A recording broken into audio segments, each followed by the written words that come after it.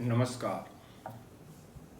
मैं आचार्य doctor Dilip Kumar PhD gold medalist Navyug Jyotish Shikshan संस्थान की पाठशाला में आपका स्वागत करता हूं।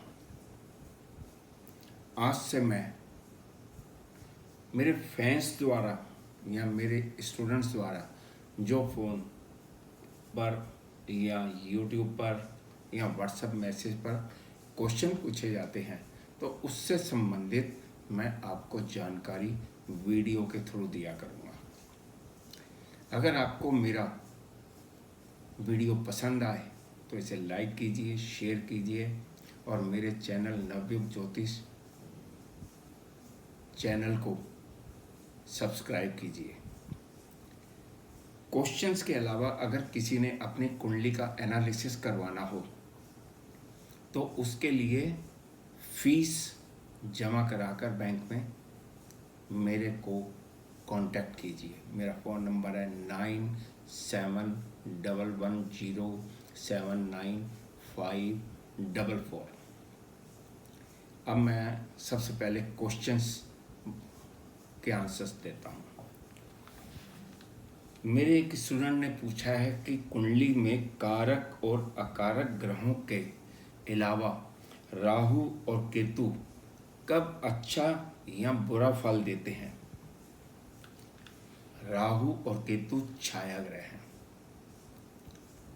इन दोनों को किसी भी राशि का स्वामित्व प्राप्त नहीं है।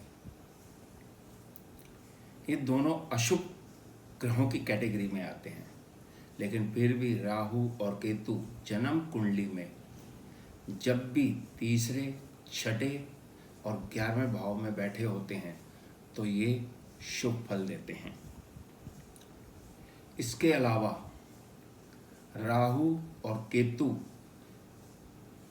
जिन ग्रहों के साथ बैठे होते हैं उन ग्रहों के गुण अपनाकर उनके जैसा ही फल देना शुरू कर देते हैं। अगर कोई ग्रह राहु के साथ या केतु के साथ ना बैठा हो तो जिन ग्रहों की दृष्टि होती है उन ग्रहों की दृष्टि के कारण उनके गुण अपनाकर और वैसा फल देना चाहते हैं। अगर वो ग्रह जिसका राहु के साथ युति है या दृष्टि है, अगर वो कुंडली में कारक ग्रह होंगे तो राहु और केतु भी शुभ फल देंगे। यदि वो अकारक ग्रह हैं तो राहु और केतु भी अशुभ फल ही देंगे।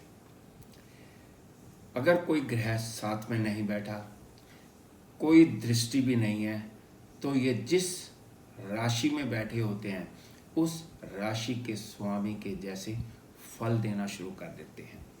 मैंने जैसे पहले बताया कि 3rd हाउस में, 6th हाउस में और 11th हाउस में राहु और केतु शुभ फल देते हैं। लेकिन उसमें भी थोड़ा सा डिफरेंट होता है। 3rd हाउस में अगर बैठे हैं, अगर वो अपने मित्र की राशि में बैठे हैं तो ज़्यादा शुभ फल देंगे। शत्रु की राशि में बैठे हैं तो कम फल देंगे, लेकिन देंगे शुभ। तीसरे, छठे और 11वें, इसी प्रकार छठे भाव में अगर बैठे हैं और मित्र की राशि में बैठे हैं तो शुभ फल देंगे। शत्रु की राशि में बैठे हैं तो शुभ फल तो फिर भी देंगे और कम देंगे। 11th हाउस का भी यही सिस्टम है कि अगर वो मित्र की राशि में बैठे हैं शुभ फल देंगे ज़्यादा, शत्रु की राशि में बैठे हैं तो शुभ फल कम देंगे, लेकिन तीसरे, छठे, 11वें भाव में शुभ फल ही देते हैं। इसके अलावा राहु और केतु सबसे ज़्यादा अशुभ फल देते हैं 8वें और 12वें भाव में। तीसरे, छठे, 11वें के अलावा बाकी कई भावों में मिक्स फल देते हैं। कभी शुभ देते हैं, कभी अशुभ देते हैं। वो कुंडली की कैलकुलेशन, उनकी डिग्री हैं, उन पर दृष्टि का प्रभाव, बाकी सब चीज़ें देखी जाती हैं। लेकिन 8वें और 12वें भाव में बैठे सभी राहु और केतु अपनी दशा अंतर्दशा में बहुत ही बुरा फल देते हैं। अब मैं दूसरा क्वेश्चन लेता हूँ। इन्होंने लिखा है मेरे YouTube पे, गुरुजी कुंडली में नीच ग्रह वर्गोत्तम हो जाए तो क्या वो शुभ फल देगा जिस भाव में स्थिति था उस भाव से संबंधित जब नीच ग्रह अगर उसका नीच भंग नहीं हुआ है, वर्गोत्तम हो जाए तो वो परम नीच हो जाता है। वो उस भाव से संबंधित और जिन भावों का स्वामी है उससे संबंधित अशुभ फल ज़्यादा देगा। नेक्स्ट क्वेश्चन है, धनु लगन में गुरु वक्री होकर थर्ड हाउस में होगा तो कैसा फल देगा? धनु लगन में गुरु लग्नेश है। लग्नेश सदा पवित्र होता है और जब भी लग्नेश, पंचमेश और नवमेश वक्री होते हैं, ये तीनों ग्रह कुंडली में शुभ फल देने वाले होते हैं। लग्नेश, पंचमेश और नवमेश अगर ये वक्री होते हैं तो इनमें फल देने की क्षमता बढ़ जाती है। अब धनु लगन में अगर गुरु वक्री होगा तो उसकी शुभता बढ़ जाएगी। थर्ड हाउस में बैठ के वो शुभ फल देगा, आयु लंबी करेगा, भाई बहनों से संबंध अच्छे करेगा, ट्रैवलिंग बहुत कराएगा, साहस पराक्रम बढ़ा देगा। लेकिन मेडिकल एस्ट्रोलॉजी में लग्नेश का वक्री होना शुभ नहीं माना जाता है। बाकी सभी कार्यों में वो शुभ फल दे देगा, लेकिन बॉडी की इम्यूनिटी कम कर देता है।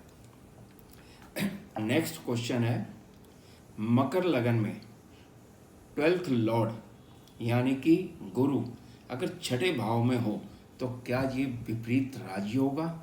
हाँ जी, ये विपरीत राजयोग है, क्योंकि जब भी छठे, 8वें और 12वें भाव यानी कि त्रिक भावों के स्वामी त्रिक भावों में ही बैठते हैं तो ये विपरीत राजयोग होता है।